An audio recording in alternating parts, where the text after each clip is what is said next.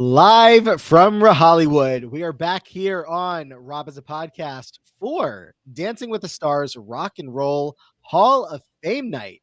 What a night in the ballroom. So much fun up until the elimination. If you're me or the other Danielle Fishel fans out there, so much to talk about tonight. Of course, I am Matt here with not Sasha this week, but QT stepping in. QT, who's back for the first time in a couple of weeks. QT, how's it going? I am doing so good. I'm so excited to talk to you. Last time I was here, I was talking with Sasha, but not with Matt. So I'm excited to finally get to talk with you about all things Dancing with the Stars. I loved doing this podcast last year. It's fun to have people to talk about it with, I always say, because for so many years, I feel like people were not talking about Dancing with the Stars. So it's nice now to have like a whole community and it's like popular on TikTok now. So this is just fun. I'm excited to talk about all the craziness tonight.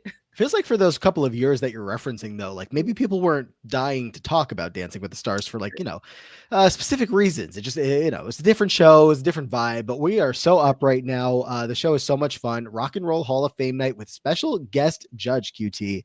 Flavor Flav was in the ballroom tonight.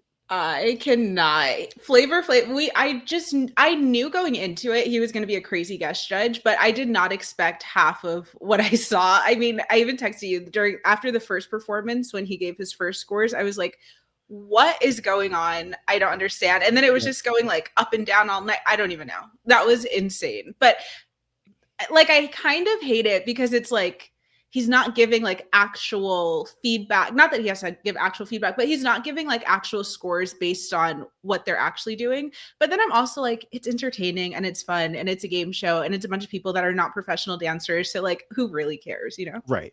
We had to, I guess, set our expectations at the top of the show. Like, when you have Cheryl Burke as a guest judge, you're going to get the critiques. You're going to, Kim, a couple of weeks ago, you're going to get like the good feedback. When Flavor Flav is here as the guest judge, we're going to have some fun all night. And if we're going to take what he has to say too seriously, we're not going to have fun. So I hope that people were leaning in and having fun with all of it. When he broke out the 10 paddle for Dylan right at the beginning of the night, I said it's going to be 10s all night. I don't know.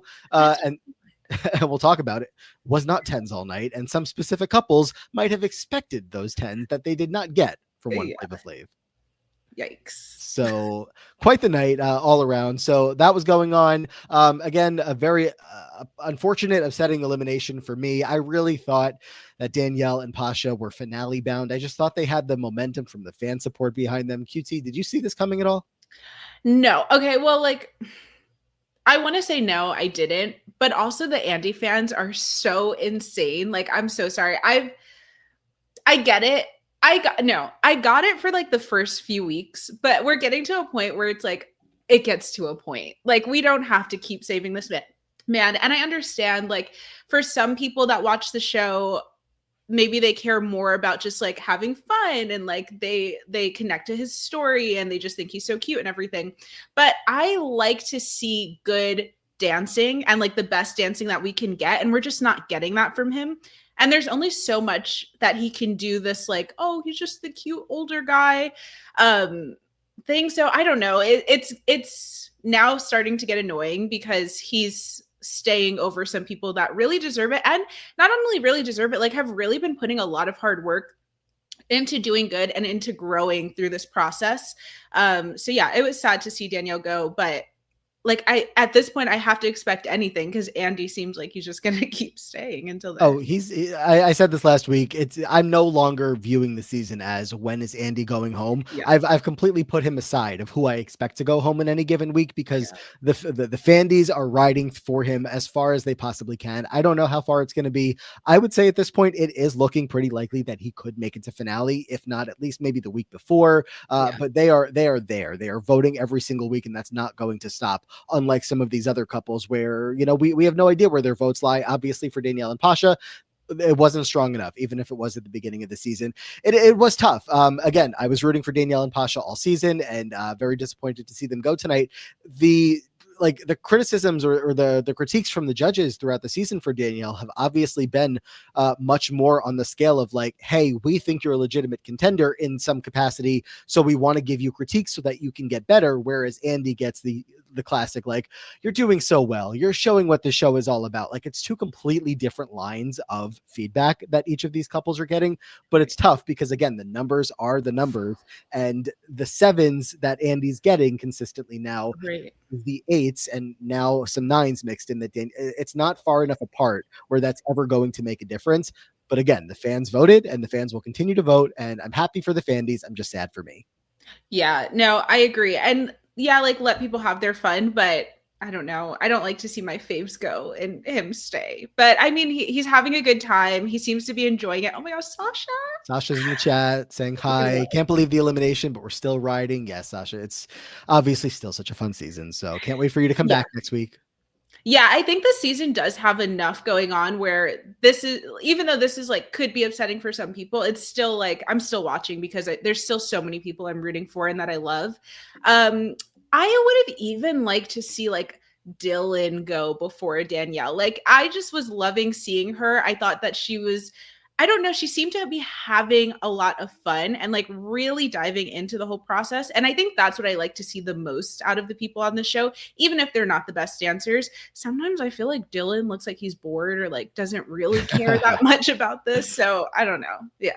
Yeah. A couple of couples, obviously, just, going from the top of the leaderboard, shifting down a little bit. We're really seeing the maximum of what some couples are able to do. I think we've talked about that with Robert a lot. We've definitely talked about that with Dylan, of like, maybe we have seen kind of like their ceiling, but they're still getting consistent good scores. I think the narrative from the judges for like a Robert is maybe pushing him into a really good spot in the competition, even if the dance, maybe for me at least, wasn't like the perfect, near tens that he was getting along the line, along the way there. But we'll talk about each of the dances throughout the night. What other headlines do we have here? Again, Rock and Roll Hall of Fame night. This Saturday is the next Rock and Roll Hall of Fame induction, so they lined it up pretty well for that. QT, are you excited? Next week, the 20th birthday party, 20th anniversary special, right around the corner.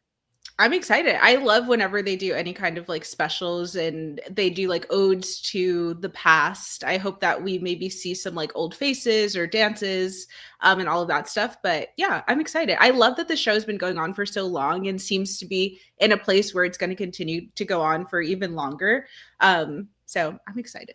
Do you have, I don't know if I want to say, do you have an idea of who the guest judge is going to be, or have you heard the rumors, I guess I should say? I actually haven't. No, I would love to hear the rumors. I was curious when they were talking about it being announced tomorrow. I mean, they're announcing it on GMA, which means it's a big deal. And all season long, going back to the preseason, there have been rumors that Tom Bergeron was going to be back for the 20th anniversary special. And by no means is this confirmed, but I think it's the top leading, bit of speculation going into next week. At this point, it would be incredibly surprising if it wasn't him. He's been posting about the show. I think Derek at one point commented in the preseason, like, oh, people were saying they want to see Tom back. And he was like, well, keep an eye on the season. So it has to be.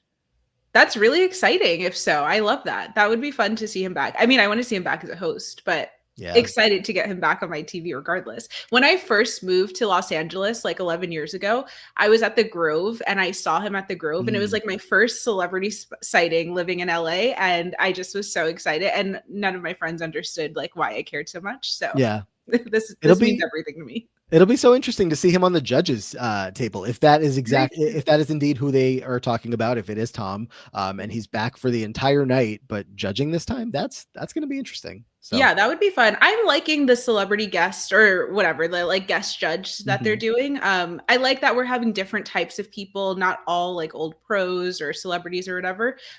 It's fun to just have like a new energy in the ballroom every single week. And even though it kind of changes the scores a little bit, I don't know, like it's still fun to me. It's fun to add the extra element. We have a twist every single week, or a theme, I guess I should say, and then just adding in the extra person, depending on if it's a hit or a miss, usually works out. We've been having some fun with these pros that have been taking the seat. Flavor Flav added his special little flavor tonight, so I thought it was overall a lot of fun. Do you like having the rotating guests, or would you like there to be like a fourth permanent guest? Is there anyone that you'd be like, oh, I want to see this person every single week? It's tough because there are so many good options that could be the fourth spot. So by locking it up to one specific person, you lose the opportunity to have so many different people Mm. take a spot there at some point. I do think that there is probably a healthy amount of trying different people in the seat just in case, you know, the show's been going on for so long, just in case there's ever a world that one of the three judges steps away or whatever the case is. So I don't know if that's happening, but I do feel like it needs to be an open seat as far as for now. It's like Jenna and Friends, how she's like rotating guests to try to get someone to do it permanently with her. But yeah, I really loved Kim. She was my favorite guest judge that we've had. And I was like, I would love to see her here all the time. But to your point, yeah, I do think we lose then the opportunity of having these other fun moments with people. Yeah. So yeah. Another big headline of the night is that going into next week, the top couple from tonight, which ended up being a tie, Whitney and Mark, Alex and Val tied for the top scores tonight. Whitney and Mark, though, have the highest cumulative total going from the entire season, and they have immunity going into next week's relay dances. So apparently there's going to be more of a twist on all of that going into next week. Bonus points also awarded to Whitney and Mark after all was said and done. I'm sure you're not surprised that they ended up, winning into this top spot, but I don't know. Any thoughts on this twist from one week into the next? No, I mean, with the Whitney and Mark thing, yeah, it does make sense. They've had consistently high scores throughout the whole season from literally season one. Episode one. Crazy though that Alex, I think, could have possibly had a better overall score today if he didn't do what he did. But I think it's nice to have immunity, but also like with things like that, like the relay dance and like last week, the whatever it was called that they had, I like to see all the couples in it. So I don't know. I would have rather it been something like, I don't know, you get like an extra point or something instead of you don't have to do something that everyone else is doing. I know. Right? I mean, we come from like this podcast network comes from shows that gamify everything. Everything is about, different advantages and whatnot. Dancing with the Stars is not usually that. Of course, they've had things like this along the way. But anytime that they like add something like, 2 extra points, the winner gets this immunity. I'm like, immunity? Who's finding the idol? Like, what are we doing? This is not what I usually expect from the show. But it is what it is. And speaking of the twist dance of the week this week, QT, what did you think? We'll talk about them specifically a little later of the team dances tonight. It was fun. I love the team dances. I like even more than the actual team dances every season. I like to see the footage of the teams doing the rehearsals. Those are always really fun. These didn't stand out to me as like dances that I'll remember forever, like some other ones in years past. But I mean, they were good. They were pretty good. Having Alfonso and Julianne in the mix was definitely fun in concept and in execution to an extent. I will say, like, the second they started the Team Chicago dance, and Alfonso is just by himself and he's got to like hold on to two different pairs and attach himself while like beginning the dance. I was like, maybe it would have been more fun if like Alfonso and Julianne were both, or maybe if Alfonso had a partner, like maybe Jenna could have jumped in with Alfonso and Britt could have, or I don't know, Gleb could have jumped in with Julianne or something to make a little bit more sense, but it was still fun. It's not just like a solo. Yeah. Especially because it's like, they're not the ones competing, but they have like almost like a shining moment because your eyes go to them because they're by themselves. Yeah, I agree. But they made it very clear, QT, do not vote based on us. So we are voting for the couples, not for us. Julianne was very worried about it for our sake. Yikes. Yeah. I don't know. It's weird because it's fun to have them included in it, but it's also like they're not part of the competition. So right. But it was definitely fun. We'll talk about the individual teams as we get down to it. But yeah, fun to see them get in the mix. I think it was also a little awkward in the sense of like, production had a plan for how to have them dance and also host at the same time. Alfonso had to like run over to the judges table and then host again. And then they both were like interchanging who would go up to the skybox and talk to the contestants. So it was definitely a little all over the place. And I know your stream was a little delayed because of like breaking news with elections and whatnot. But mine was also delayed. Like the final results came in at like 10:03. So just a weird night. Yeah, it was a very weird night. Very like off and on. There was a lot going on, but yeah, it was crazy when the first team went and Alfonso like automatically went over there, grabbed the mic. He like was putting the thing in his ear and trying to say whatever. I was like, oh my gosh, you're out of breath like this. I hope they're paying you extra this week. And they also did the pro number. They were advertising the tour. They did a pro number to Hey Ya beforehand, which, gave them a pre-rehearsed number, gave the or pre-recorded number, gave them some time to get ready backstage. I love the pro numbers. It's fun to see. Me too. I love them. I really want to go to the Dancing with the Stars tour. The tickets are so expensive now, though. Me and my friend were looking last week, and I was like, oh, maybe I don't want to go to the tour. The show got popular, and all of a sudden, everyone wants to go to the tour. I've never been, but I mean, I really do want to. Like you said, the tickets are just so crazy expensive. Yeah. Did you enjoy the Dodgers tribute with the Dodgers players in the ballroom tonight as a LA girly? Yeah, I like tuned it out. I think I was scrolling on my phone at that point. I'm not a huge baseball fan. And I'm from New York, so I have to stay true to my Yankees. So, well, I can't give in to the Dodgers, even though I love LA so much and all their other teams, but I'm sure the party's been going all week, and so sorry to all the Blue Jays fans out there. Look, I was rooting for them as well. But anyway, let's talk about Dancing with the Stars, and let's talk about the individual teams and their performances from tonight. Of course, that will begin with Dylan, Efron, and Daniela. QT, what have you made of Dylan since the last time you were here on this podcast, speaking about him and, of course, his performance tonight? First of all, I love this little poster. It looks so fun. My thoughts have not changed much of Dylan this season. I mean, literally since the beginning, even from the last time that I've talked, I am kind of bored with him. I loved him on the Traders. I love this like newfound fame that he's finding out of the shadows of Zac Efron, but I just don't know if Dancing with the Stars is like his thing, I don't know. His dance tonight was good, but I can't even find words to describe how I feel. I just like don't really care much, like I don't feel strongly either way about him. And because of that, it makes me feel like, okay, well, if he left, I wouldn't be upset. I'm kind of wondering if he's going to not make the finale at this point. Because I feel like that is not an uncommon opinion. I feel like that's kind of where I'm at. And I'm coming into this season like, this is the Traders guy. This is our reality TV representative and content creator, as they advertise him as. But he's been consistent and he's been fine. But I feel like I was saying the same thing about like Jen and Jan, who go out last week, and it's like I'm watching good performances. Like Danny is doing her best with him. Dylan is doing his best.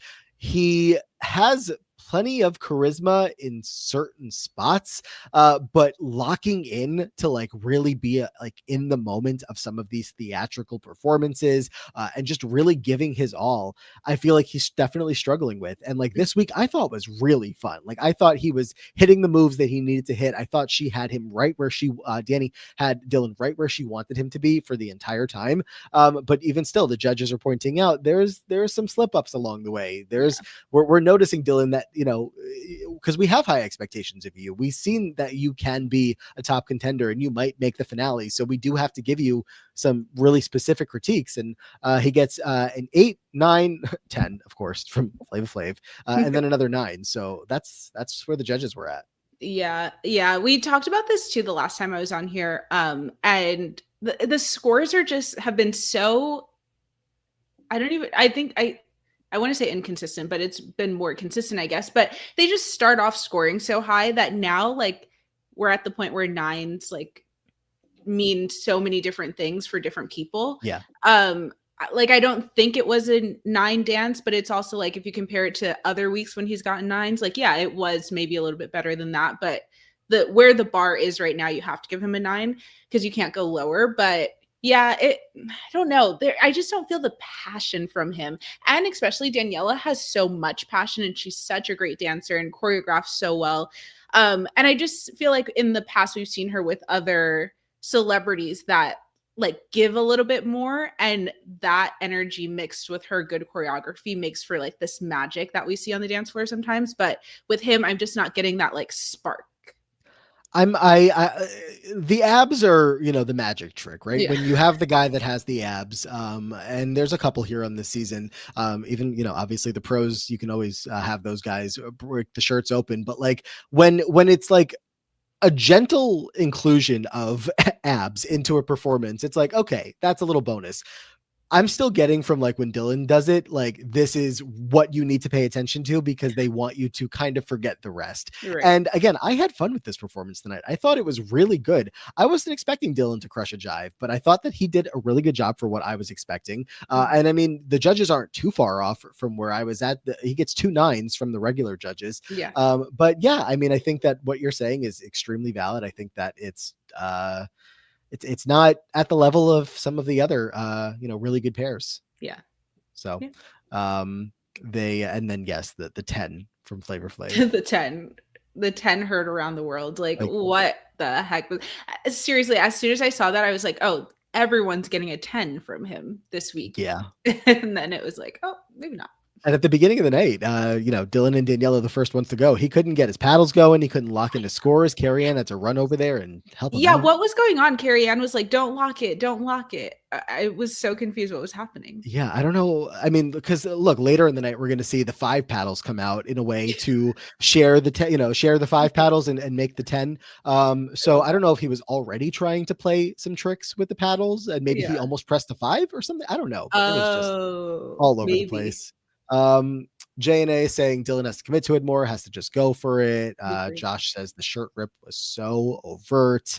Yeah, so pretty common consensus, I guess, from most of us here tonight. So that's Dylan and Daniela. Moving on to next week, though, Alex and Val. QT, this was tough. Now, I will say in general, I don't mind seeing Val not get what he wants because kind of funny. The Shmerkovsky brothers, when they don't get their way, it makes good TV. But did they deserve the perfect score tonight? Yeah. No, 100%. This was Alex's best dance. I've been a huge Whitney fan, which we'll talk about Whitney soon. Can't wait. But I've been a huge Whitney fan this whole time. And I feel like, especially online, there's a big like Alex versus Whitney kind of thing of who's better and who deserves more to win. And the whole time I've just been feeling like Alex is really good and has grown a lot, but I think Whitney is the better dancer. But tonight, Alex like blew me away. I thought this was such a perfect dance, a perfect passo, like the strength that she had. Even like what Carrie Ann said, I was thinking the same thing. Having that heavy costume and having to throw it around, and she just had like the perfect placements for everything. Nothing felt messy or sloppy. And I think in a dance like this, when you have to have so much like energy, sometimes you can like have too much energy and then it starts to look a little bit misplaced and messy. But I think she just like nailed it completely. And there's a lot of conversation online too about like, oh, should Dancing with the Stars, should the winner be someone who grows the most or someone who's just like the best dancer, even if they come in with prior dance knowledge? And I feel like Alex is like the perfect mix of the two, where she does come in with maybe a little bit of dance knowledge. We've seen that she's danced when she was younger, but she's also grown a lot. Like when you look at her first performance on the show to now, even though she started off really good, I think she's gotten like substantially even better. And yeah, she definitely deserved a perfect 10. I mean, I'm happy she got a perfect 10 from the main judges, at least. I think that's what matters and means the most. But I would have loved to see a full perfect. Yeah, I'm with Muhammad here. He says I wasn't vibing with her early on, but wow, she impressed me, and now I'm rooting for her. Yeah, I think I'm in the same boat, and I think I decided that this week. I've just started to appreciate that Alex is having a lot of fun out there, and that she's just been consistently getting better. Yeah, she started from a place where she was already good coming into this. She's had some dance experience in her life, and so that obviously, couples like that, you look at them a little bit differently. But I don't know. I just feel like I've seen her grow. I've seen her really get into some performances. It probably was the week that I was out, the Maleficent performance that like really switched something for me of like, oh, I'm paying more attention to her. And just every week since then, this week it should have been the first perfect score of the season. But after dropping a 10 for Dylan Efron, Flavor Flav says 9. We're gonna go 9 here. It's like he realized that he did a little bit too much the first time, but then he should have like kept that energy up and decided like, oh, I need to back off. And I feel like you guys have talked about this before too with some of these guest judges. I think going first or second, like depending on your placement of when you dance, can affect whether or not you get like a good score or a bad score from the judges, from the guest judge, because they're trying to figure it out throughout the night. So yeah, I think Alex and Val just kind of fell into that like, oh, I need to like overcorrect for my mistake of giving Dylan a 10. A message from Bon Jovi came in for Alex, so she was motivated by that to do well. I mean, look, we got to get those messages in every single week if it's going to be a number this good. It was just a lot of fun. The score again did not reflect, I guess, what they would have hoped for. But what are you going to do?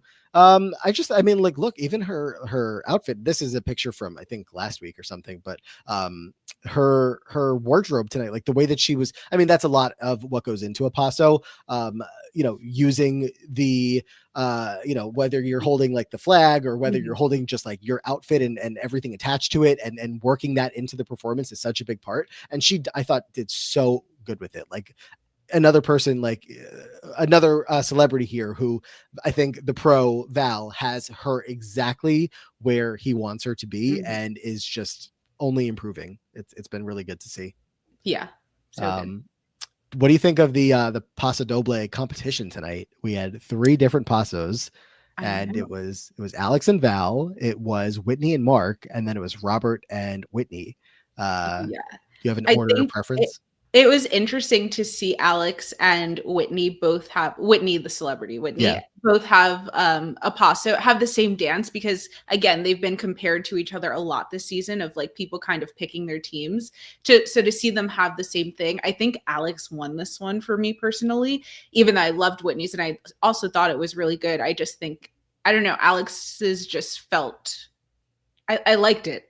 I just liked it more. I don't even know what to say. And then it was crazy too that Robert, it didn't like click in my head until Robert said it, but like he was the only guy to do a Paso Doble as a celebrity, and he had to kind of be compared to the other pros. So yeah, interesting. I love a Paso Doble though. It's one of my favorite. I grew up dancing my whole life, but I did like hip hop, ballet, like all of those kind of dances, but never ballroom. So I feel like I don't even though I'm a dancer, I don't understand the differences between some of these ballroom dances a lot of the time.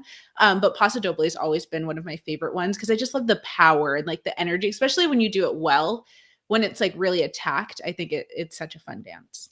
And we'll get to Mark in a minute, but I think he, has been doing this pretty much every week. He's obviously a very seasoned pro. But to say like, I'm going to make sure I put very specific Paso Doble moves in here to make sure the judges know what they're seeing. They're looking for exactly what, they're getting exactly what they're going to be looking for. And look, the judges' scores are half of what you're looking for. So you've got to make sure you're at the top of the leaderboard there and teaching the dance right. So obviously most of these pros, if not all of them, I would say probably all of them are really crushing it this season with getting their celebrities where they want them to be. Flavor Flav, what do you think of, besides his scoring, his commentary? I thought, honestly, I was expecting worse. I was expecting a little bit more chaotic than what we got, but he just the bars on the floor. Yeah, but he just came in like calm, cool. He's like, I liked you were united together, and the timing was great, and the timing. It was all good. Perfect. I felt like he had like his PR person or something beforehand gave him certain things of like, these are the types of things you can say. And he kind of just like had it on a rotating thing of like what he was going to say to each person. But I will say, I do think even though the way he said it sometimes was funny, I think he was saying the right things to the right people. Like when he was talking about the timing, it was couples that did have good timing, or the chemistry with people that did have good chemistry.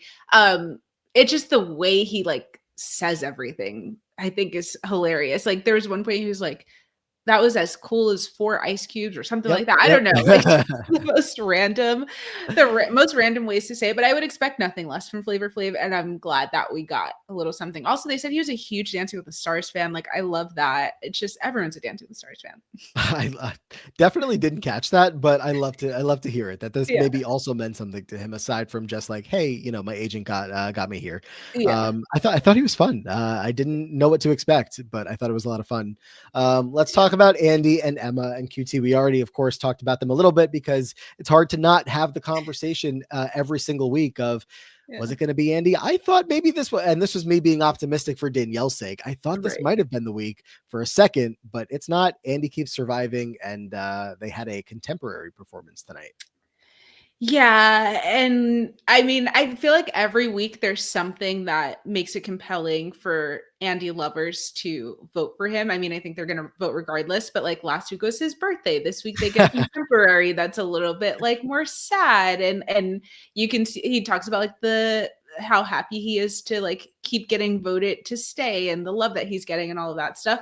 And I love it for him. Like honestly, I'm not voting for him, but I'm not knocking anyone that is. I appreciate that he's having a good time. I feel like this is something that he'll always look back on as like one of the best things that he's ever done in his life. So like go off, King, I guess.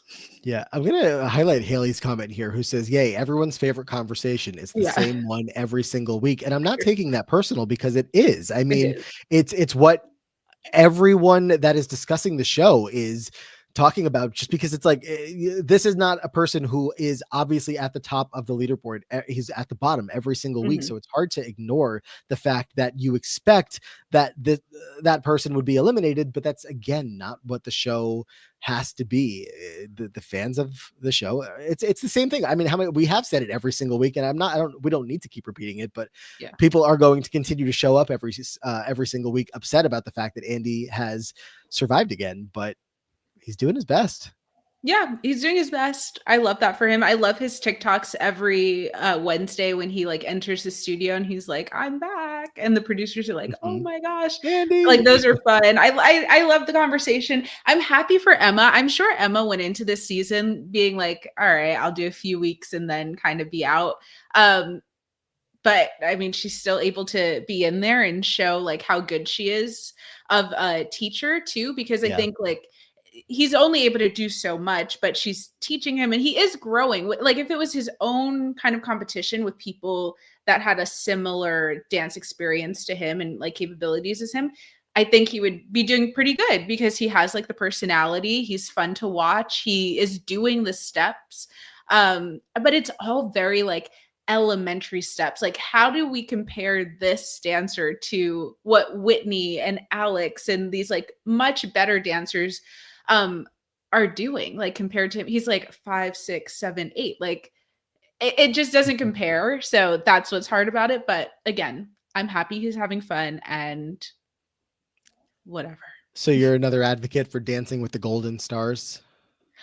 Oh, that could be interesting. If they brought back like a two seasons a year season kind of thing, then I wouldn't mind that being the second season, but don't take away like my regular Dancing with the Stars to give me a golden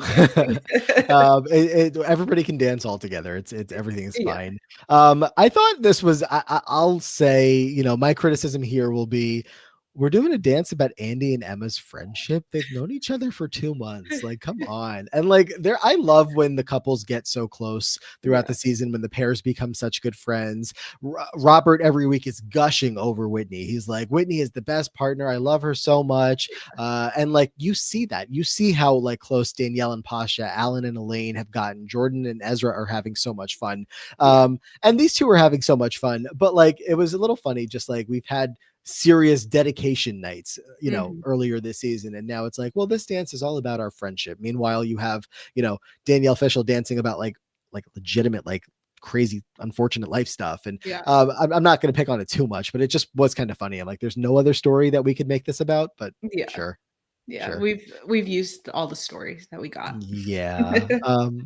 I saw someone in the chat saying earlier that they were surprised Andy was barefoot. That was the first thing I looked for. I said, are the dogs out or not? And they were. That's funny. I mean, with the contemporary, they got to be. They got to be, but I was like, I don't know, maybe not. But Andy was gonna have a hard time, he said, with this one because it's very vulnerable. You have to be very intentionally slow. Emma was talking about you can't be the funny guy. You have to take it seriously. Yeah, that I think that's hard for him, and that's one of the ways that we can like continue to see how he's growing. Because I think he relies heavily on the like ha ha ha goofy kind of fun guy. So in a more serious stance, or not even serious, but just like a little bit more emotional dance, seeing him do that shift. And I think he did a pretty good job with that. And they go straight to a 9, skipping any 8s. Look, the Flavor Flav, special touch, obviously made its mark on the ballroom tonight, but very funny. Like, I don't know, the number counts, the score counts. It's going in the record book. Yeah. They got a 9. I was surprised it wasn't a 10. That is true. Like, even though the scores may differ so much with the celebrity or with the guest judge, like they still count a lot. Mm-hmm. So like getting a 9 is huge. The number is the number. Do you feel the same way that I do? I feel like, again, Andy is basically finale bound. I guess so, but what that means, we would lose like Dylan, Elaine. I believe, yes, that there are 2 more weeks before the finale. There's 3 episodes left proper of the season. By the way, if I know we didn't mention this yet, apparently a holiday special coming up on the week after the finale, Tuesday, December 2nd. There's going to be some kind of holiday special with the Dancing with the Stars pros and everybody in the ballroom. So we'll have more information on that whenever they give more information on that. But 2 more weeks to go, which probably, 2 more eliminations to go before the finale. So if only 2 more teams have to go, I mean, we probably should save this for the end, but is Andy going to be one of them? Yeah, I don't know. Like, me personally, I think, it's his time to go is next week, but I mean, I'm just not seeing what everyone else is seeing that's voting for him. So maybe the fanfare is there. I wish we got like numbers to know, like, is he close to maybe going, or are people like really coming out? I mean, they must be coming out like really voting for him because his scores are so much lower than some of these other people. So yeah, he has to be getting a lot of fan votes, but I don't know if I think he's going to make finale. I just can't imagine it. But at this point, it's like, should we just do it for the plot? Like, at this point, but I mean, I will say, like, for me, the fear then creeps in of like, can the Fandies get him the win? Because as much as I am down for everyone to have their fun and hang out with Andy all season long, I like Bobby Bones won. That was crazy. That's not what I'm looking for in the season. I'm down for him to be in the finale, but I worry at that point, like, where it could go from there. And I don't even know, like, the people in the chat, if you are voting for Andy, do you also want to see him win? Is my question. Yeah, but I think that if Andy gets all the way to the finale, then they're gonna just be like, yeah, let's get this boy to win. And I also think it's going like outside the realm of just the Dancing with the Stars fans, even though like there's so many Dancing with the Stars fans now.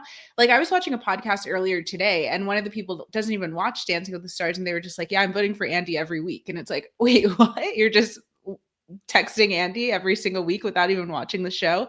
And it's just like everyone online is talking about the fact that he keeps making it. And I think because it's becoming so big of like a pop culture type of thing that people just want it to continue to happen regardless of if they actually think he should win or really want him to. So I could either see him winning or leaving next week. Like, I feel like those are our 2 options now.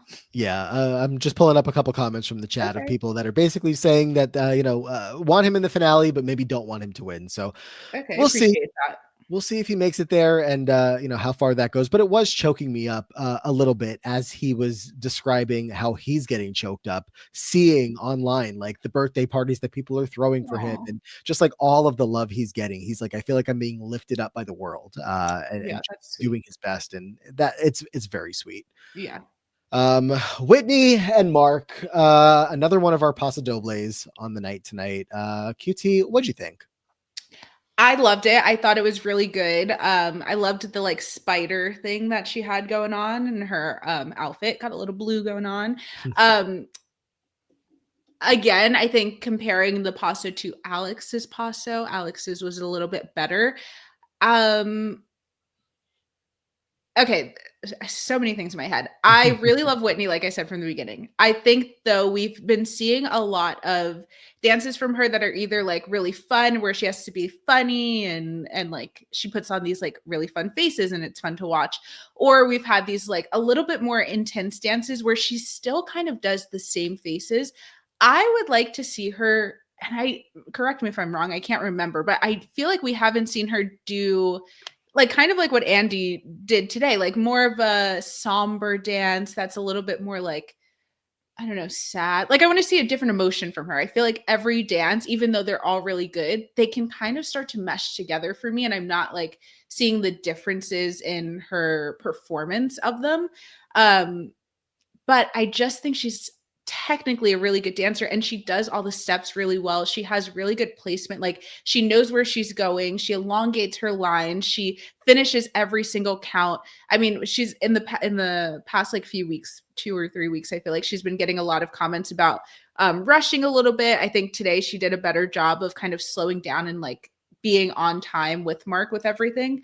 So like everything I feel like is good with her, but there's just I do feel like I want to see something a little bit more because like I said with Alex, I think Alex also has been good this whole time, but we've seen her grow and we got to a point this week where I felt like, wow, like I'm seeing the difference. With Whitney, she's just been so good, but I'm not seeing the difference. Yeah, it's another one of the criticisms that I feel like has been kind of spanning her entire season, at least from where we've been sitting here on the podcast, because we said a lot of similar things to what you just said last week, and this week didn't feel very different along those lines. But as far as the scores are concerned and her place as a dancer on the show are concerned, no one is disputing that she's obviously killing it. I was glad that Carrie Ann actually jumped in this week with a little bit of like, hey, a couple things were not perfect in that dance, and so I'm not going to give you the 10. And so she ultimately gets another 39 out of 40.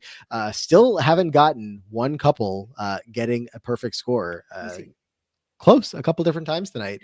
But this time it wasn't Flavor Flav that put a stop to that, as he did for Alex. This time it was Carrie Ann, which much more meaningful to have it come from one of the actual judges to not have it be considered a perfect performance. But I still thought it was obviously incredible. I mean, look, again, everything Mark Ballas does is incredible, and he's got such a good partner by his side that is doing everything that he asks of her. I don't know. I thought this was pretty good to showcase again more of like the technical stuff that Whitney can do. But I guess what I'm still finding is a lot of people in the audience, and I guess myself to an extent, are still just having a hard time feeling like we're super connected with her. She hasn't really been, even in the intro packages, you need to use those intro packages to bring us in and make us like feel whatever you're feeling. And if you're just having fun and that's all, then great. You know, I'm happy for you, but a little bit of the emotion, like you kind of have to play the game. Like there is a game alongside of this, and Mark knows that, which is why I'm a little surprised that there hasn't been more of that in their intro packages.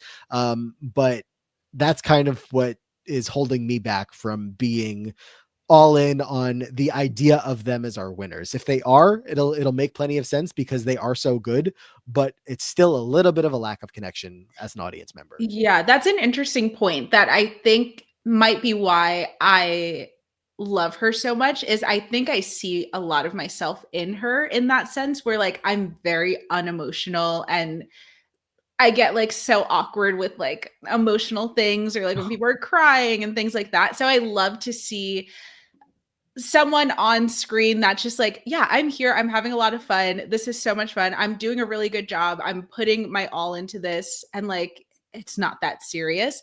But I see what you're saying because I do also love, like, even with Andy, the reason that like I'm okay with him being there is because I see that he really, it means a lot to him. And you can see the emotion within his intro packages. With Whitney, yeah, we don't really get that. But I don't know, like I kind of like that because I feel like it's true to who she is. Like she's not just doing it just to do it so that she can have some sob story and then people feel more connected to her. I mean, I watch the Mormon Wives show and hate her, despise her on there. And so I came into Dancing with the Stars this season like, oh gosh, no, I'm like Team Jen. I don't want to see Whitney do good. And then she was just doing so good. And I was like, I can't deny how well she is doing. And yeah, I don't know, but I see your point of that. Like, yeah, she doesn't give anything to like really make you feel connected to her. But for me, maybe I'm just like an ice cold person and that's not great, but I feel connected to her because of that, you know? Yeah, no, I honestly, if I was just making predictions here, which we do, would have a hard time seeing them walk away victorious Yeah. just because of that. I mean, look, they've ended up, it's not technically the bottom three, but they have been included in the bottom for the past 2 weeks now. I don't know what that means. It could mean nothing, but Yeah. this week I was thinking, like, is this going to happen? No, not this Yeah. early, but I know last week it kind of made sense to me because there's been like some talk about they're filming the next season of The yeah. Mormon Wives right now, and her and Jen are not getting along. So like I felt like for ABC or Hulu as a whole, because these two shows are kind of gonna overlap, that it'll be fun to watch the Mormon Wives show and see this moment of them both in the bottom and seeing who gets sent home or whatever. But then for them to be the bottom again, I'm like, are they just doing that because they know that a lot of people don't love Whitney and Mark and like would like to see them at the bottom, or are they truly in danger? I don't know. I think that could be it, because I feel like I've seen a lot of support, is that the right way to put it, Mm, for people that want Whitney to go. Like, there's a lot of I online people that like know. want her out. Yeah. So I wonder if they put her in that spot to be like, we got you guys hooked, thinking this might happen, but it's not Yeah. going to happen. Yeah, I saw someone on Twitter earlier was like, after Flava Flav did all his stuff with the numbers and stuff, they were like, all right, well, let's just hope that he gives the Whitney and Mark a 5. And I was like, wait, what? It's crazy. I was expecting maybe at some point for a low number to come out. I don't know what it would have taken. Yeah, He would have had to hate that person basically, right. because he was giving such generous scores. But I don't know. I was like, we're already starting on a wild ride. Let's keep the ups and downs going. Yeah. So let's keep on moving to our eliminated couple, Danielle and Pasha. Again, QT, I've just been so enjoying them all season. This has been such a fun team for me, and it's not even like I loved Boy Meets World growing up, but it's not like I've stayed connected with it. There's a lot of shows from like our childhood that have gone on. The rewatch podcasts and whatnot have happened with all the Mhm. actors. Like I wasn't listening to Pod Meets World, but Danielle Fishel showed up here. She started to do the podcast on her own about the season, and I've just been so enthralled with how much she cares about her success on this show and doing it and having this adventure in her 40s and feeling like she's getting a fresh start on life. And as she talked about in this episode, her cancer journey and the fact that that is something that hopefully is completely now behind her and she's wanting to move forward. She was struggling going into this week's performance a lot. She talked about on the podcast, because it was so real and so raw to have a performance that's centered around such a heavy topic in real life. So she was having a hard time getting through it, but she was doing it and she felt like it was really, important to do. And so, personally, again, as a big fan of her, I've been, or a big fan of her, especially this season, I've been enjoying the ride, and I'm very sad it comes to an end. I just didn't think it was going to so soon. Yeah, no, it makes me emotional too because again, like I said in the beginning of the podcast, I really root for the people that I know or I could see like really care about this journey and put their all into it and want to do good and don't just like show up to rehearsal, do the thing, do the dance and then go home. Like she seems to really care about it. I haven't listened to the podcast, but I've like heard clips and different things. Mhm. And yeah, it's been so fun. Her and Elaine are two people that I've been loving watching on the show that maybe I didn't expect as much because yeah, like they were my childhood. I watched them growing up, but to your point, never stayed connected with them. But it's nice to have them on my screen. And Danielle, especially, like I love her love for Sabrina Carpenter. And I don't know, she just has such like a fun, youthful energy that I think she's had since she was on Boy Meets World. And it's fun to see her in this new light and like doing something as like the star of the show. I like her connection with Pasha. I just as a whole, I've just loved watching her. I'm really sad to not see her anymore on my screen because it's every week I look forward to watching them. Not the best dancer out of the bunch that we have this year, but I think she's grown a lot and has done really good. I loved her dance last week. That was like one of my favorite ones that she's done. This week was like okay, not my favorite. I thought there was some room for improvement, but yeah, I mean I just love her so much. I never wanted to see her go, but at some point Yeah. she had to. It just in my opinion didn't need to come before Andy, but I knew that around this time of the competition is when she might fall off because there's just so many good Yeah. people on the season this year. I think I'm going to find a way to convince myself to be okay with this because she goes out on such an emotional performance, given, again, the backstory of it all. And I know she had so much fun every step of the way. I don't know. Part of me is like, okay, well, because now I'm really just trying to justify, feeling okay about it. But like, part of Yeah. me is like, maybe it's better she didn't get to finale and feel like she would have had a chance to win, Yeah. because obviously that's not the case given the way that the votes were coming in. But I think she's going to have a lot to be proud of this season. She was improving, like you said, every single week. Even Carrie Ann this week is like, oh, sorry, I did not mean to be so harsh. Yeah. I think Carrie Ann was trying to judge her in the same category of, all of you who we think can do well and will do well, and we want to keep giving you tips for improvement. Danielle says on the podcast all the time she is looking for tips for to improve from everybody that she talks to, and she's been taking it all in and doing the best she can. If the best that she could wasn't, the levels of what Whitney's able to do, then that's one thing, and that's okay.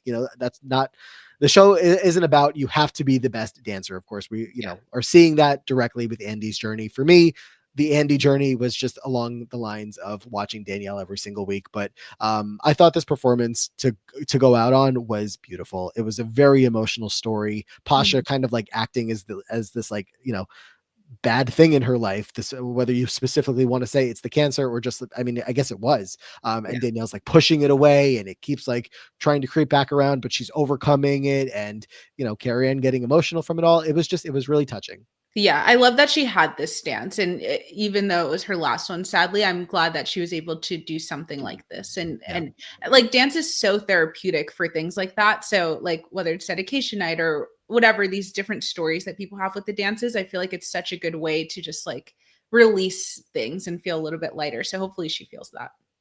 I will say, as far as the Carrie Ann commentary goes, a little part of me feels like sometimes when Carrie Ann wants to like overcorrect for her previous mistakes, she does so with the scores. Yeah. So it's like, oh, got a lot of heat last week for being so mean to Danielle. I want to apologize and give you a higher score than maybe ultimately I really would have given you with a Yeah, 9. I do feel like she does that. Like she'll give like the worst feedback to someone or critiques to someone, and then the next week she would be like, "That's what I was looking for, and I Exactly. wanted, and I got it out of you." And it's like, kind of look the same as last week, but yeah, Exactly.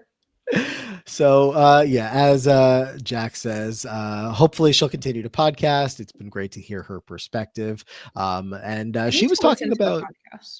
it's really good. I mean, I will say it's like sometimes 3 episodes a week. So I don't know Oh how much wow, room you got in your podcast rotation, but I've yeah. been making the time for it because Does it's she been do a fun. video podcast or is it just audio? I've only heard the audio. If there's a video, I just don't know about it. I love a video podcast. It's so hard for me when podcasts are audio only. I'm like, I need the visual aspect. Well, if you are listening to the audio only here, we are here on YouTube on the Rob as a Yes. Podcast YouTube page. So what a great spot for a plug. But I had Danielle was saying also that she would like love to drop everything in her life and just go on tour. So if Danielle's on tour, QT, we may have to consider I getting the I tickets. might have to pull the money out of my savings and get the tickets. Yeah. Even if she doesn't do the whole tour, I would be very surprised if she doesn't at least do some dates. I think she wants Yeah, to do she them. seems like one of the celebrities that, like, cares about it enough to go on tour with them. I think she absolutely will do her best to be as much there as she can be. Yeah. Up next is Elaine and Alan. QT Elaine back in the ballroom after not being able to compete last week. Yeah, this is fun. What the world needs to what was it? What the What the world world needs needs now now. is love. Yes. Love, Um, sweet. yeah, she talks about her, like, philanthropy and all of that. Again, Elaine, like Danielle or Daniela? I get so confused. So many of the celebrities and the pros have, like, the There's a same Danielle and a Daniela, and then a Whitney and a Whitney. right. But no, yeah, Danielle and Elaine are both in that same category as like, I just love watching them. I love seeing Elaine every week. Um, like Elaine, I feel like has this passion for it as well. And she's doing so good every single week. She surprises me. Even watching her like rehearsal footage last week was like, wow, she's really good.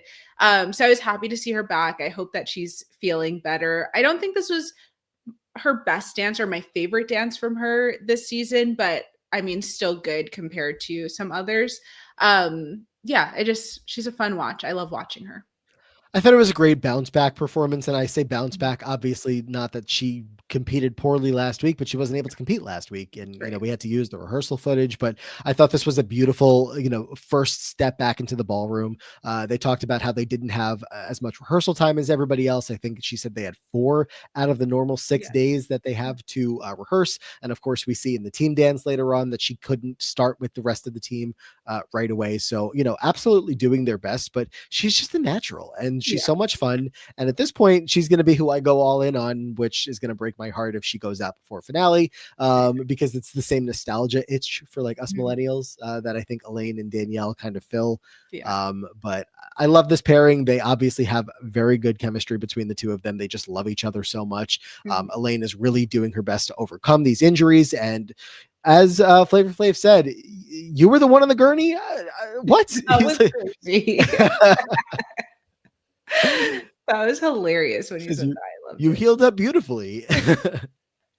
He was like, "I gotta be honest with you, man. You look good." I was like, "What?" Whenever someone says, "I gotta be honest with you," you think it's gonna be like something negative or Right. something after, but he was like, "Gotta be honest with you. Like, I wouldn't have known you were in a gurney last week." Right. Oh my gosh, it's Because he's funny. watching that package that's like airing up on the screen, Yeah. behind everybody, and he's like, "That was you." So that was Yeah. kind of funny. And tens or 110 from Yeah. Flavor Flav. The rest of the scores came in as nines, which not bad. Yeah. For Elaine Hendricks. Yeah, I thought it was good, especially considering she's injured. I mean, I can only imagine how hard it is to like the level of dance that these people are doing is more than some professionals do like daily. Like they're dancing every single day, hours of rehearsals and choreography that they have to learn every single week. So doing that with an injury it just like it's crazy. And even if you like feel okay to dance, like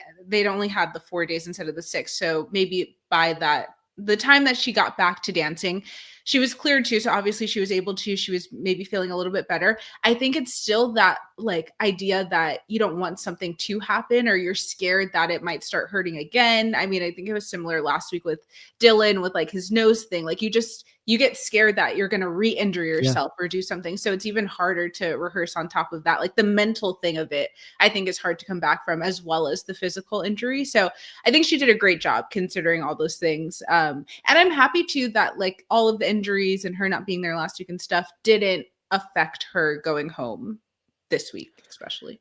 Yeah, I really thought it might when they were announced safe and not even in the, not actually the Yeah. bottom 3, but the final 3 couples to get called. I was just a little bit surprised because I figured we might be trending in that direction given where the injury, the just the narrative, I guess, of the season so far.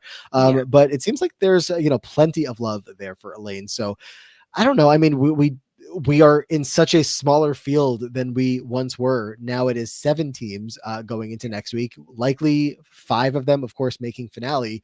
It's hard to not look at Elaine and Alan as like a likely pair to not make it to the finale. Mhm. But I think I might have predicted that they would have gone home before Danielle and Pasha. So I guess I just might not have a Interesting. good finger on the pulse of where the fan vote is. Yeah, yeah, I think that's the thing is I don't fully understand like where all the fan votes are because I think I expected Danielle to go home before Elaine. But yeah, I guess I would think that Danielle has more fans than Elaine, so I don't know. But then it's like how many of the votes are like true Dancing with the Stars fans that care more about what they're seeing on the show versus just like if they like the person or not other than Andy.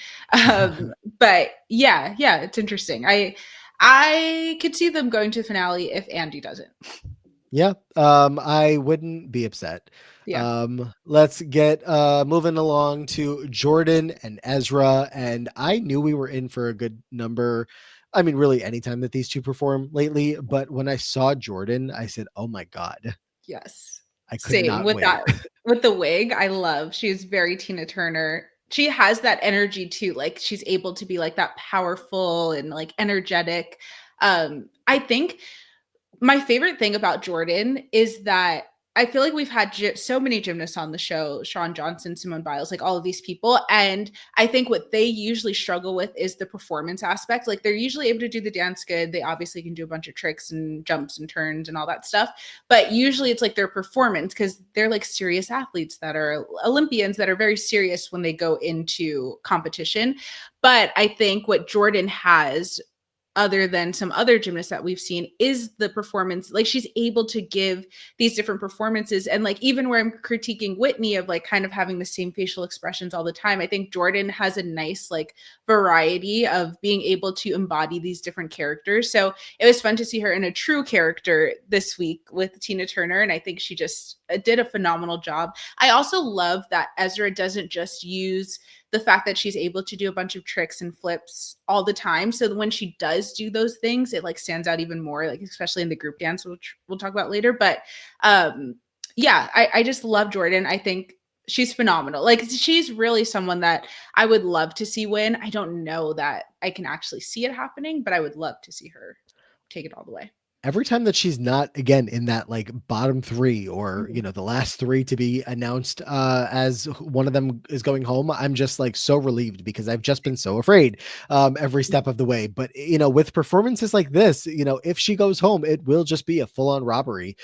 Anything short of her making the finale at this point. She has just been so much fun. I totally agree with you, QT, about like the not overdoing it with the gymnastics, but they've put a good amount in to really just show what she can do in certain times. And twice tonight we got to see it, both in their regular dance, in the jazz routine, and then also in the team dance later on in the night. But they're just, this was so much fun. And you know, ending it with Jordan on the table as we're like dropping her off there with the judges. It's like, pay attention, she's right here. She's not going anywhere else.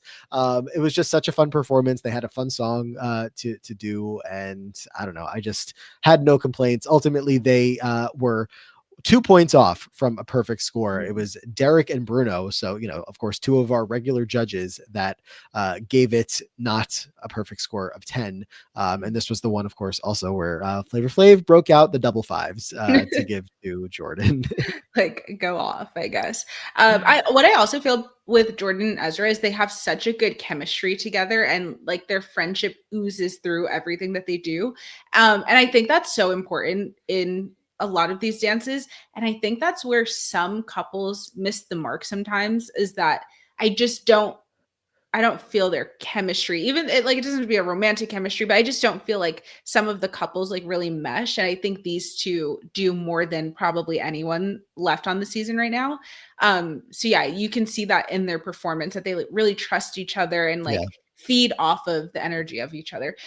I do have a question. I feel like maybe, I don't know what I was doing when the judges were talking, but everyone in the comments right now are talking about Derek. What did Derek say that everyone's upset about? Yeah, I don't know that I caught exactly commentary that he said that was critiquing her. I mean, look, he has been over the course of the season, like, whereas you see another couple like a Robert and a Whitney, just for an example, that like haven't been perfect, but it feels like, you know, every time he sees Robert, it's like, my man, Robert, like crushing it. Look at this showman. But then Jordan is also crushing it. And he's just like giving her more critiques and gives her a 9 rather than a 10, when it's like, this is a 10. Like, you know, this for Dancing with the Stars, maybe this is not what you would have done out there with your sister performing in the ballroom competition, but like, this is Dancing with the Stars, and Jordan is bringing it every single week and deserves your 10 paddle, sir. So I think that might be a little bit of it, but if he said something specific, I might have missed it. Yeah, I think they're just saying that he said she was a 10 and then gave her a 9, which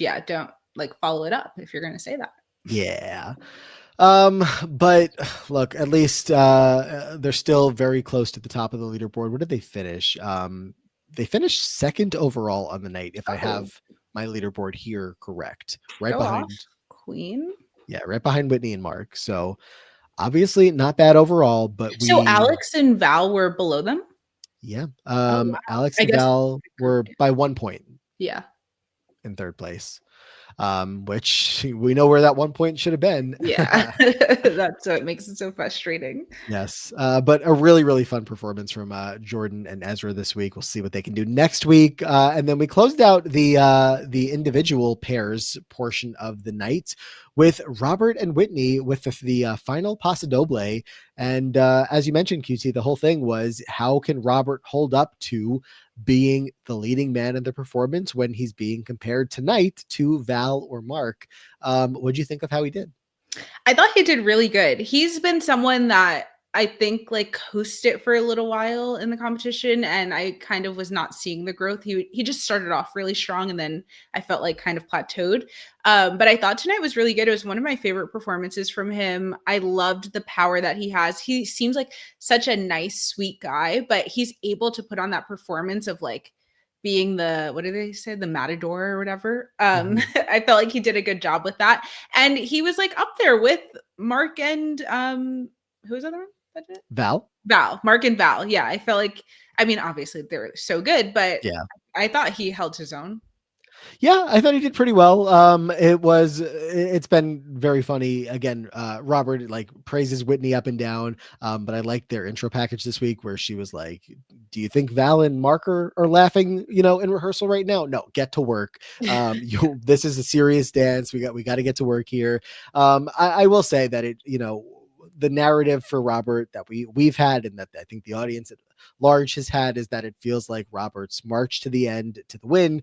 And I kind of am starting to feel a little bit like the judges are so aware of that it's like we have to give him positive critiques even if it's not a perfect performance. For me, it wasn't. I obviously am not the judges and I don't know exactly what I'm looking for in the perfect Paso Doble, but it felt like there was a couple of slip-ups along the way, and the fact that he ultimately gets a 10 from Bruno, I'm like, there was very clearly a slip-up or two, and I'm not the professional, but I feel like even the other judges pointed them out. And look, they don't all have to vote the same just because, hey, Carrie Ann pointed out something that I missed. But it felt like a pretty like solid 9 rather than a 10. So look, Flavor Flav can give out his 10s, but Bruno giving a 10, I side-eyed a little bit. Yeah, no, I agree. I think it definitely wasn't the perfect dance, but I thought it was good considering. But yeah, I didn't think it was the perfect dance. I mean, Derek obviously like loves the family so much because of his connection with his sister. So he always like says positive things to Robert, and not that it's not deserved. I think Robert has done pretty good this whole time. I don't know. I do hear a lot of people talking about the fact that they feel like this is like Robert's to win and that he's just going to get to the finale and win. I don't see it, but I don't know why I don't see it, because he's been like coasting along and everyone seems to love him. But when I think of the winner of this season, I can't imagine it being Robert. Like, he hasn't had this story that I feel like is compelling enough to become the winner of the season. But I don't know, I could be wrong. I just think there's been more talk about some other people. So I don't know. But I also think it could be a problem of like a split vote situation where if Alex and Whitney end up at the end, or maybe even an Andy, who knows, that if votes split, he still has like a strong enough base to win. It feels very Survivor, but yeah. I would say this week might actually be the first time where I'm really considering the possibility that he won't win. I still would put more money on him winning than not, but I can see the world, which is kind of, where you seem to be, of just like, maybe not. I don't know exactly who does instead. Maybe it's because I have like Alex rising a little bit in my estimation. They've been doing so well. I don't know what to do about Andy. I don't know what to make about Andy. But is there a world that somehow the Fandies pull it out and he wins over Robert? Robert just started so strong, and he's got such a fan base that it's going to vote for him no matter what. But I don't know. He's not like on the leaderboard tonight. Let me look again. He finished in 5th place out of 8 couples. That's crazy. Sorry, I guess it's a tie for 4th. Dylan and Daniela, Robert and Whitney both had 76 points, but that's not the top. Yeah. And like technically Dylan should be down 1 number. fair. But I mean, it was still very good. I'm not trying to say they're not good. It's just we're really getting down to it, and I'm looking for like the best, Yeah. So yeah, I agree. Carrie Ann though was talking about how he's got momentum and he's in the zone at the right time. I'm like, he's been pretty in the zone the whole season, but I think she's really trying to make him like focus. Like, you're gonna win this season if you just keep your head on straight and keep attacking these performances. Yeah. So, We'll see. We'll see. But let's talk about the first of our team dances. And this is Alfonso with Danielle and Pasha, Whitney and Mark, Jordan and Ezra, Dylan and Danny. And they were dancing to the freestyle. It was Team Chicago here, 25 or 6-4. I don't know this song by name, Yeah. hence the hesitation there. But what'd you think of the first perfect score of the season? So crazy. First perfect score goes to a group dance is wild. I really enjoyed this one.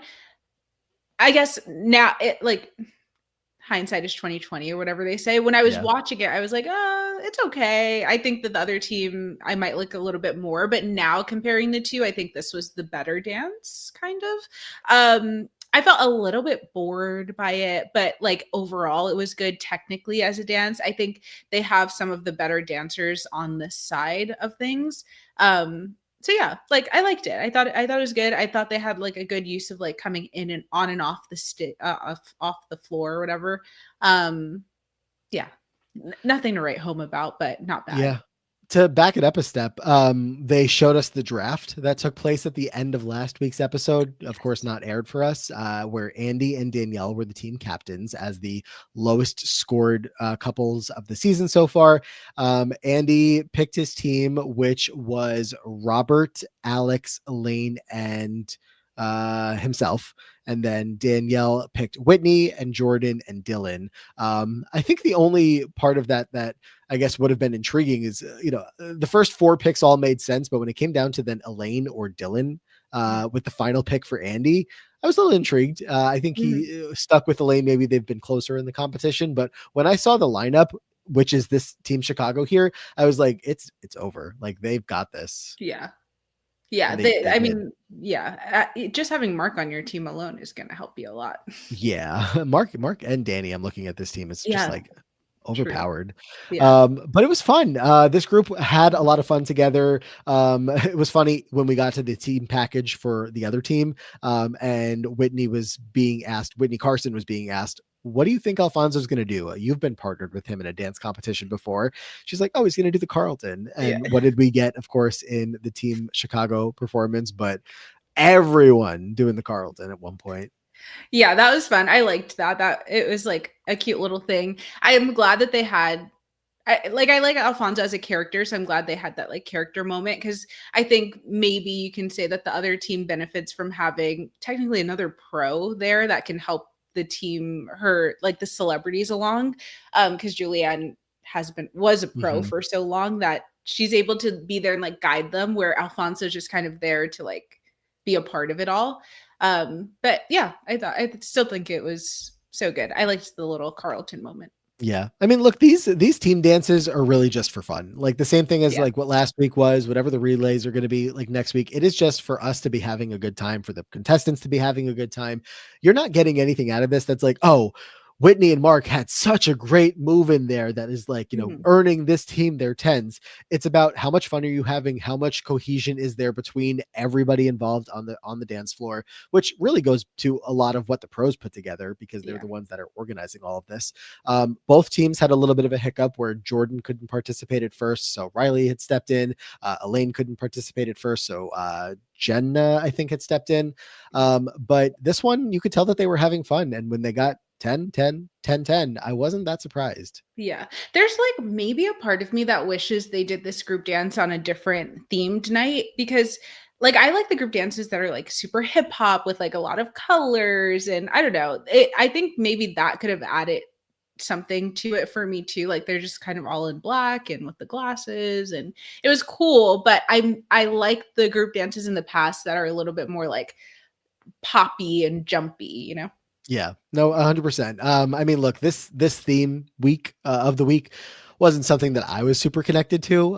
But it obviously has its very rightful place in music history and in a dance competition and whatnot. But so I don't know, like past couple of weeks, I've really been enjoying the themes. This week, I was like, okay, I'm here. Yeah. But what else? Alfonso says they renamed the Carlton to the Alfonso. I'm like, I don't know if you can do that, sir. Yeah, right. It'll always be the Carlton in my book. think we're a little too far into history to rewrite Yeah, that one. right. I did enjoy the banter between Alfonso and Julianne when they got back up to the skybox, Me and too. Julianne was like, "Isn't it cheating to do your signature move? What do you Yeah. think?" No, but that's gonna help them earn the first perfect scores of the season. And then let's talk about Team Cool, who were dancing to Celebration. This is Andy's team, and look, you could just see the fun that they're having in this picture alone, let Yeah. alone the performance. But I don't know what you think. I did feel like it wasn't you know a 10. I think the nines made sense. They got 9, 10, 10, 9. Yeah, that it totally made sense. Their scores compared to the other team. I don't think this one was as cohesive. I think I had a little bit more fun watching it, maybe, but from like a technical dance aspect, like Andy had some mess ups, and it just like it didn't flow together for me. Even there's a part where I think Alex does a lift or something, and it felt Mhm. like I can see the prep for the lift going into it. Like I don't know, it didn't feel as it didn't flow as nicely. But I felt like the energy was maybe a little bit more than the other dance, and I appreciated watching that just like from like a visual aspect.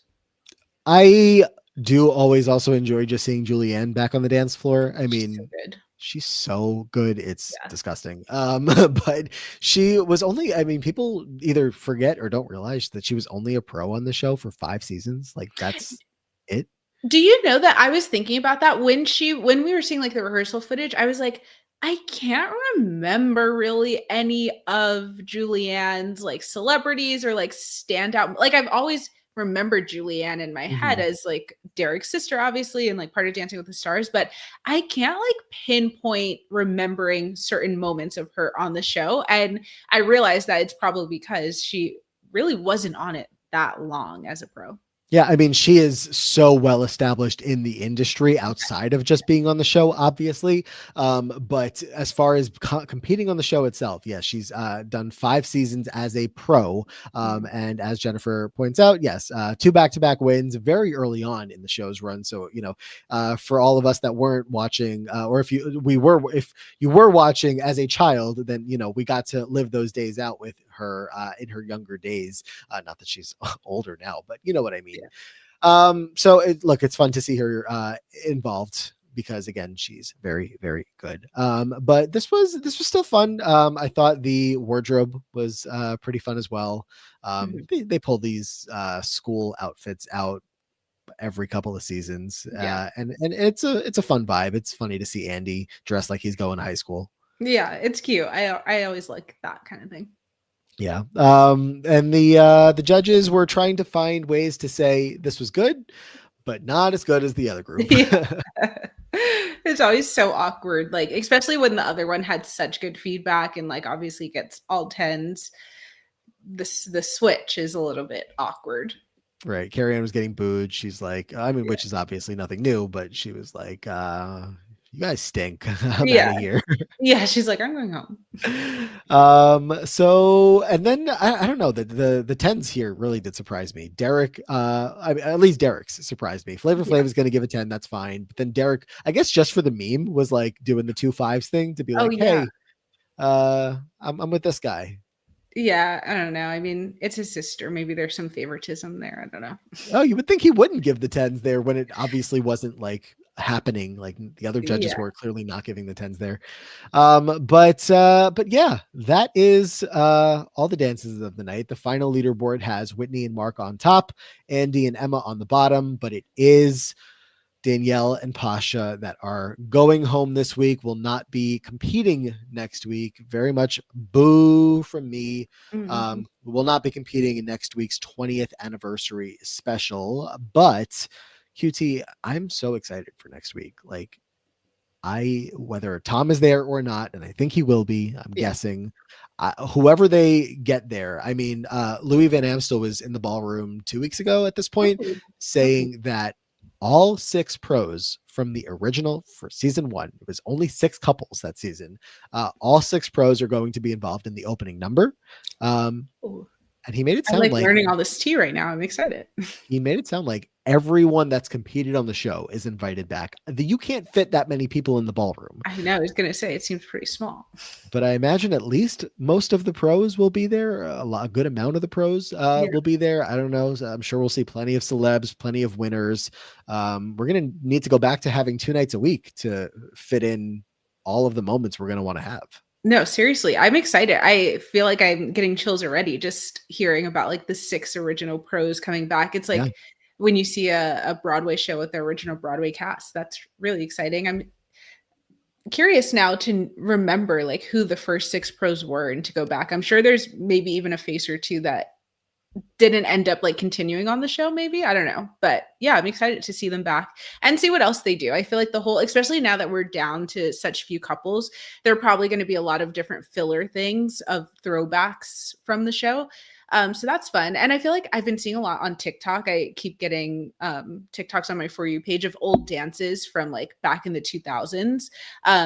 So again, like I would love to see some odes to those kind of things. Yeah, I'm really looking forward to it. We'll have to tune into GMA tomorrow, which you're not going to do because West Coast. Why would you ever watch GMA at that I just early wake in the up morning? and like scroll on Twitter and see whatever is happening. Yeah, so I get that. But I'm looking forward to, especially if it's Tom. That's going to be really cool to see him back. It's been since the Tyra season, since before Tyra was hosting the show, that we have seen Tom in the ballroom, and so that'll be. Do you think we're gonna get Tyra back? I wouldn't be surprised, but I just don't know. I think that would be so fun. Like a little, just add in all the hosts that they've ever had. Spring Brooke Shields back. I'll take all of them. I mean, they can't all fit in the judges panel, but like, just maybe they can like different ones could host like in between each commercial or something like that. Yeah, that'd be funny. Erin Andrews in there. Yeah. There's been so many at this point, but we'll see what next week and the rest of the competition brings. QT, anything we didn't get to tonight or this season in general that you wanted to get to while we have you here? I'm trying to think. I don't think so. I feel like I've been pretty aligned. I've been keeping up with the podcast, so I'm aligned with everything you guys have been saying every single week. It's been a fun season. I'm really enjoying it, even though there's been some highs and lows and people that have gone home that I didn't want to, and other people that have stayed that I didn't want to. Overall, I'm having a really fun time watching it. I'm sad that it's kind of like coming to an end. We're like getting close to that point. So yeah, I'm just excited to see what else comes up from it. I really miss having 2 seasons of Dancing with the Stars in a year. I think it maybe sometimes got a little bit oversaturated, but overall I just love the show so much. So yeah. At least we'll get the holiday special. Just hang in there after the finale's done for whatever this holiday special is going to be, and maybe again tour. Maybe we'll have to go. Honestly, don't be surprised if you see me there. Have you happened to see any of the merch that they are advertising during the episode? Yeah, I saw that. Like, was that last week that they really were like pushing it and showing people in the audience with it? I didn't know they had merch, but maybe I need to get some. I do love merch. I get merch for absolutely every little thing that I'm even remotely obsessed with. So I might need to get me some Dancing with the Stars merch. I'll wear it on the podcast next time. Yeah, I would wear it, even though I don't know that I would buy it, but I would wear it. Right. Yeah, I'm curious what the prices are because they seem to just be like upcharging everything. Yes. Stars now. Yeah. So there's that. Between now and next week, if you're out there listening to this podcast and enjoying it in any way, shape, or form, we would love your 5-star ratings and reviews on the Apple Podcast feed or any podcast feed. We would love your comments here on YouTube or anywhere. Let us know what you're thinking about the podcast. Let QT know what you thought about how great she was tonight here, filling in for Sasha and being with us for the second time this season. QT, always great to have you. Where can people find you online and keep up with everything you've got going on? Well, thank you so much for having me. I'm always excited to be on the podcast talking about dancing. So fun. You can find me anywhere at Corey Tyler. If you're into books, I do a lot of book content on Instagram at Books with QT, on YouTube, all the places, just posting about my life. There we go. Make sure you guys are keeping up with everything with QT. Very intrigued by the Raising Cane's opening up nearby you. So yeah, a new Raising Cane's near me opened up. That was exciting. I got to go to the opening of that. So that's what you're missing on QT's Instagram. Go check all that out. But otherwise, Sasha will be back next week. And it's the 20th anniversary special, the 20th birthday party, or whatever we're specifically calling it. Maybe Tom. If not, it'll be, I'm sure, still a fun episode. But imagine that Tom may be there next week. We're not sure. Otherwise, check out everything else going on here on RHAP, Survivor, The Amazing Race, all different versions of The Traitors. There's a million shows happening right now, and RHAP's got you covered on just about all of them. I am also podcasting about Big Brother on the Diary Room podcast. This week we had Taryn Armstrong as our guest. I started listening to that earlier today. It's such a good episode so far. Oh, thank you. Just wait till you get to one of the matchups. You'll know it when you get there. And then also talking about The Amazing Race and mostly the challenge on the Free Agents podcast, myself and Brian Scally every single week. But I think that is going to do it for now. Make sure you also join our Facebook group, facebook.com/groups/RHAP DWTS, I think is the right link. But chat with us about Dancing with the Stars in there. We'll be back next week. Thank you, QT, again for joining tonight. But until then, take care, and we'll see you guys all next time. Bye. Bye. This is RHAP. We know reality TV.